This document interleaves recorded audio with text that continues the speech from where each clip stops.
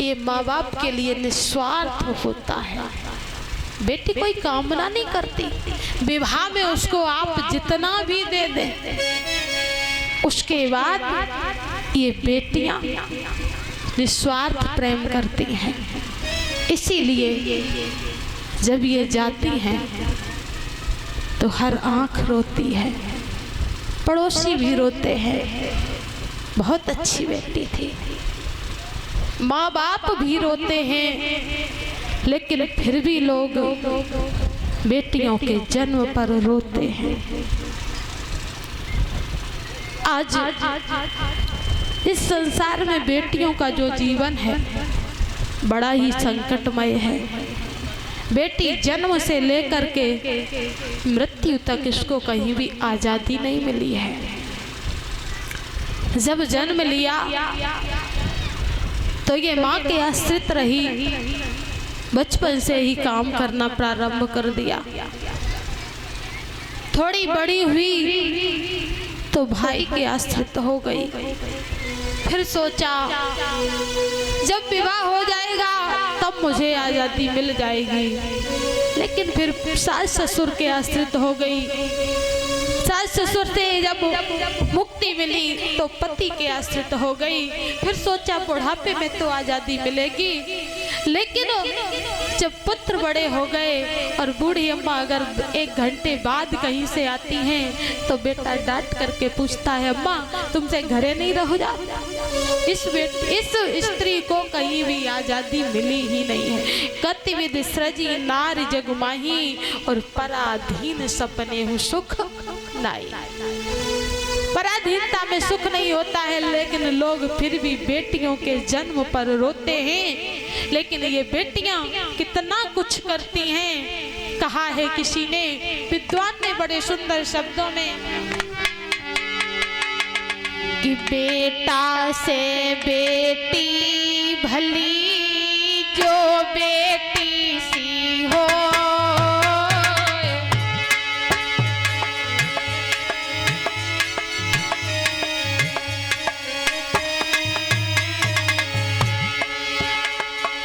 बेटा से बेटी भली जो बेटी सी हो, बेटा पाले एक कुल सो बिटिया पाले दो।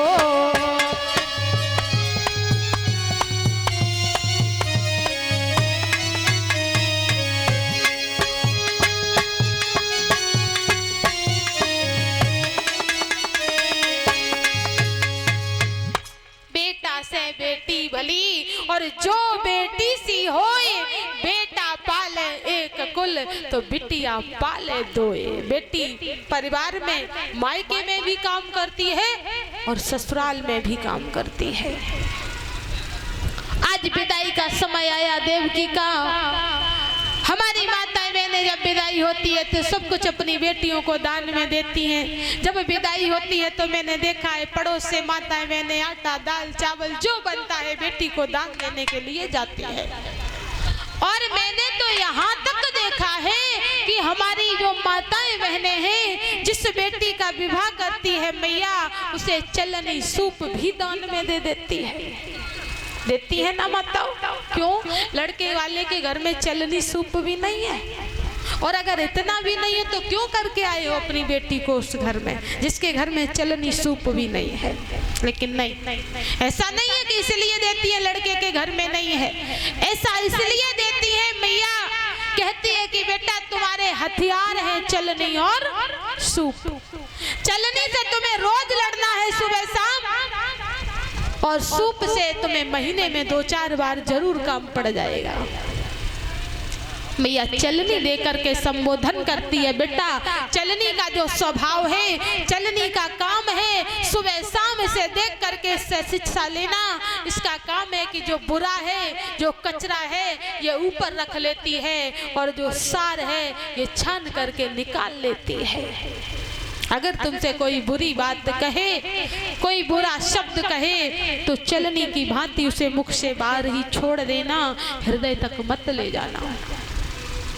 और सूप का काम है कि जब सूप में अनाज डाल करके फटकते हैं तो सूप क्या करता है कि सूप कचरे को हवा के द्वारा बाहर निकाल देता है और जो अनाज बचता है उसे अपने हृदय में रख लेता है। स्वभाव ऐसा चाहिए जैसे सूप स्वभाव सारे सारे को राख ले और थोता देता उड़ाए। ऐसा स्वभाव रखना बेटा, सबसे व्यवहार रखना। अब जिसकी बात अच्छी लगे उसे अपने मन में रख लेना और जिसकी बात बुरी लगे तो सूप की भांति छटनी करके बाहर छोड़ देना। ये स्वभाव इसलिए माताएं चलनी और सूप दान में देती है ना।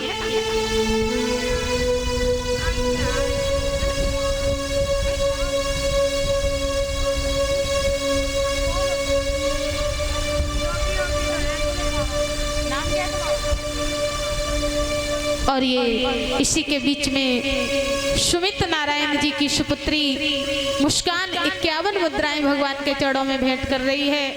प्रार्थना है इस नन्ही मुन्नी गुड़िया के जीवन में प्रभु सुख शांति बनाए रखें, माता लक्ष्मी भंडारे भरती रहें, यही प्रभु से प्रार्थना है।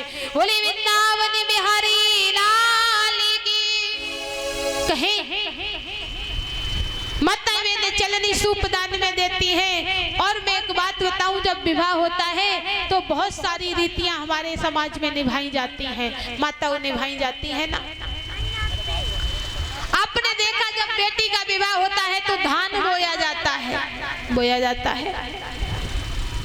धान ही क्यों बोया जाता? गेहूं, मक्का, बाजरा, जौ, कोई भी अन्न ही तो बोना है, लेकिन नहीं, धान ही बोया जाता है। क्यों? क्योंकि धान ही एक ऐसा अन्न है जो एक फसल में, एक खेत में उगता है और दूसरे खेत में उसकी फसल पैदा होती है ना। कहीं पर पौध उगाई जाती है, कहीं पर उसकी रोपाई होती है, और जहाँ पौध उगाई जाती है वहाँ उसकी फसल नहीं होती है। उसी प्रकार से बेटियों का जीवन है कि बेटी जिस परिवार में जन्म लेती है उस परिवार में उसकी वंश वृद्धि नहीं होती है। जब तक बेटी ससुराल दूसरे घर में नहीं जाएगी तब तक उसकी वंश वृद्धि नहीं हो सकती। जब इस बेटी का विवाह होकर के दूसरे परिवार में भेज दी जाती है तो इसके द्वारा वंश वृद्धि होती है, और यही जीवन बेटी का है। इसीलिए शादी में धान बोया जाता है और कोई दूसरा कारण नहीं है। 7 भामरे पड़ते हैं, 7 का संबंध इस प्रकृति से है। 7 स्वर, 7 लोक, 7 पाताल, 7 रंग। इसीलिए 7 ही भामरों के फेरे में इस मनुष्य को बांध दिया जाता है। 7 जन्मों का बंधन कहा जाता है। अब तो पहलो ही जन्म निभ जाए तो बहुत बड़ी बात है। बोलो गोविंद भगवान की। हमने देखा हमारी माताएं बहनें कहती हैं हमारे तो कर्म ही फूट गए, ऐसो आदमी पलने परो भगवान, ऐसो आदमी 7 जन्म ना दे। और वे 7 भामरे परेंगी बिना को क्या करे हो? वे तो 7 जन्म के लिए परी है, वे तो मिलना ही मिलना है। लेकिन दिन रात सुबह शाम यही दुआ। और भैया लोग जब ते हमारा ब्याह हो तुम्हारे संग तब ते हमारी जिंदगी बर्बाद हुई। अकेले हते मन आता चले जाओ, बड़ी समस्या। एक दूसरे के ऊपर दोषारोपण, जबकि जानते हैं कि छूटना किसी को नहीं है। और पता है कि पहले भावरे पढ़ती थी 7, परीक्षा जी अब कितनी पढ़ने लगी? कितनी भावरे पढ़ती हैं? तुम्हारी कितनी पढ़ी? 7। हमारे हिसाब से अब तो 7 का पत्ती है, अब तो 10 पत्ती हैं। 10 भावरे पढ़ती हैं कह देना है 7 ही पढ़ती हैं। मंडप के नीचे कितनी भावरे पढ़ती हैं? 7, 4।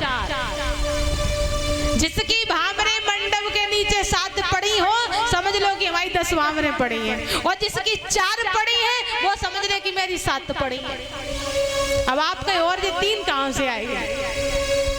लोटपटा होता है ना, लोटपटा होता है, इधर से उधर बिठाया जाता है, वो भी एक भामर होती है।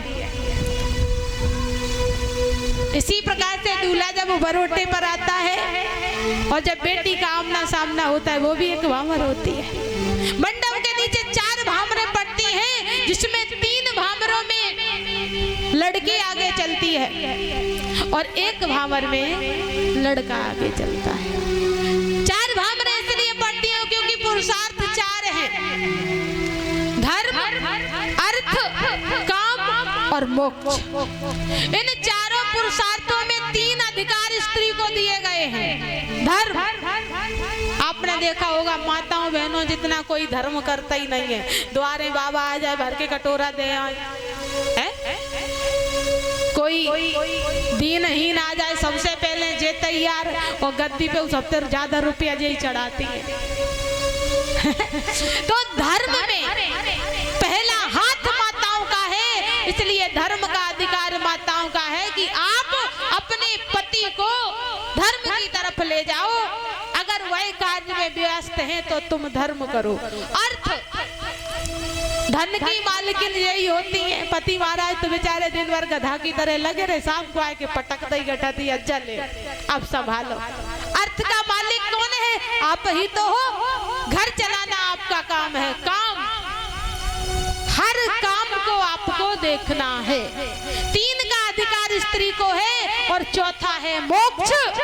मोक्ष तभी मिल सकता है जब पति आगे चलेगा। आप कितना भी धर्म करो, लेकिन जब तक आपके पति आपके साथ नहीं चलेंगे, आगे नहीं चलेंगे, तो आपको मोक्ष मिलने वाला नहीं है। इसलिए 3 कार्य आप पति के लिए करेंगी तो चौथा कार्य पति आपका हाथ पकड़ के आपको मोक्ष करवा देंगे, आपको मोक्ष प्राप्त करवाएंगे। इसीलिए ये 4 भामरें पड़ती हैं।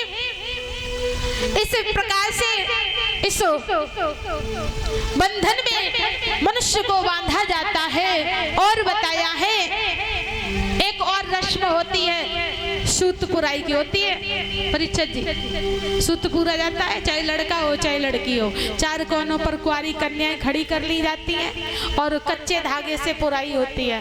धागा जरूर कच्चा है, लेकिन जो उसमें चक्कर लगाए जा रहे हैं साथ, वो बिल्कुल पक्के हैं, लोहे से भी मजबूत, समझो। तो जो सूत पूरा जाता है वो समझ लो कि वो मकड़ी का जाला है। और पता है सूत पूरने वाला कौन होता है? कौन पूरता है? परीक्षित जी, सूत कौन पूरता है? मान है? या तो वो फूफा होगा या जीजा होगा। पता है क्यों? यही क्यों पूरते हैं? बोले तुमने हमें रोए हुए केले कर दो, हम तुम्हें करें दे। भैया वही मकड़ी का जाला है, कहा जाता हो से भूले हम फिरे, अरे होते हमारो ब्याह तो लसी गाय बजाए के सो देत काठ में पाओ। धोखे में ही फंस जाते बोलो गोविंद भगवान की। आपको पहचान बताएं, अगर ट्रेन न रुक रही हो तो लाल झंडी दिखाओ, ट्रेन खड़ी हो जाएगी, हो जाती है ना। और माताएं बहनें देखो, ऊपर से नीचे तक लाल ही लाल, तो खतरा तो आपके सामने पहले ही, फिर ना संभलो तो न संभलो।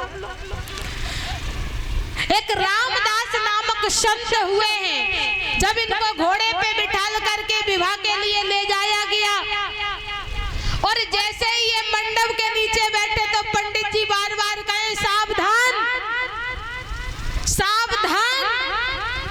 एक बार हो गया, वचन मांगे जाते हैं ना, 7 वचन 7 5, तो हर वचन में सावधान कहा जाता है। पंडित जी बोले सावधान, जो तीसरी बार कहा सावधान, रामदास जी खड़े हो गए कि ऐसी कौन सी बला है कि अभी तो शुरुआत भी नहीं हो पाई, वो सावधान सावधान, और जब सामने आएगी तब क्या होगा। खड़े हो गए, बोले नहीं करना विवाह जिसमें अभी से सावधानी। बोले गोविंद भगवान की। और तो ना समझो तो ना समझो, ये तुम्हारी गलती है। आज विधि विधान से विवाह संपन्न हुआ, देवकी के विदाई का समय आया तो सभी आज देवकी की विदाई करने के लिए तैयार होते हैं। मैया ने समझा बुझा करके देवकी को विदा किया, घर के नियम कायदा को समझाया और बताया है। जब देवकी विदा होकर के चली है, एक और बात बताएं आपको कि जब माताएं बहनें विदा करती हैं तो अपनी बेटियों को शिक्षा देती हैं सभी मिलकर के और कहती हैं बेटियां कि कुल